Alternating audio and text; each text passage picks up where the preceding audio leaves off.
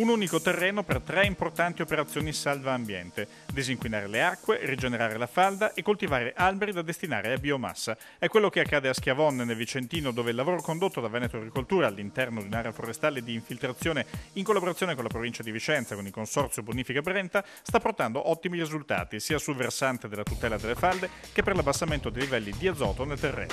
Noi abbiamo, assieme alla provincia e a Veneto Agricoltura, 3 zone dove facciamo la ricarica della falda. 2 sono qui a Schiavon, una è a Tezze sul Brenta. Le riteniamo, ma non solamente noi, molto importante, perché la ricarica della falda può essere fatta in particolar modo tutto l'anno e interrotta in casi di necessità proprio nel periodo di carenza d'acqua. La cultura e il corretto trattamento degli alberi in fase di post-raccolta ha un effetto fitodepurativo per l'aria, uno scopo questo che si inserisce fra gli obiettivi di Riduca Reflui, il progetto della Regione Veneto per la riduzione del carico inquinante generato dai reflui zootecnici nei bacini scolanti. Riduca Reflui ha nel suo cuore il tema dei liquami, la valorizzazione energetica, però qui abbiamo messo insieme due discorsi, diciamo, quindi quello di poter attraverso queste aree forestali elaborare meglio quello che resta alla fine della digestione anaerobica, quindi i famosi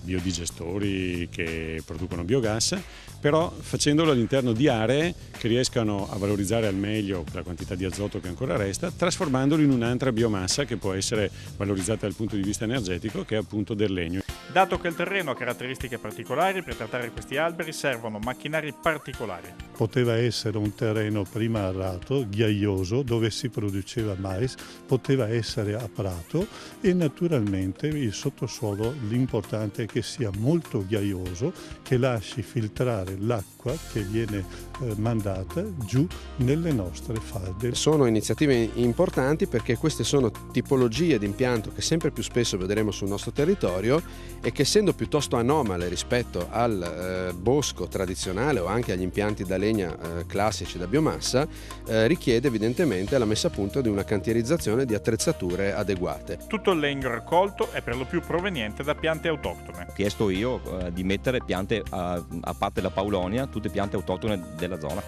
Quello che è importante è che è un legno che viene da filiera corta, agricola, che possiamo produrre quindi anche con costi di produzione piuttosto bassi e che per l'ennesima volta inserisce l'azienda agricola nel cuore della filiera. L'azienda non è una comparsa ma è un protagonista.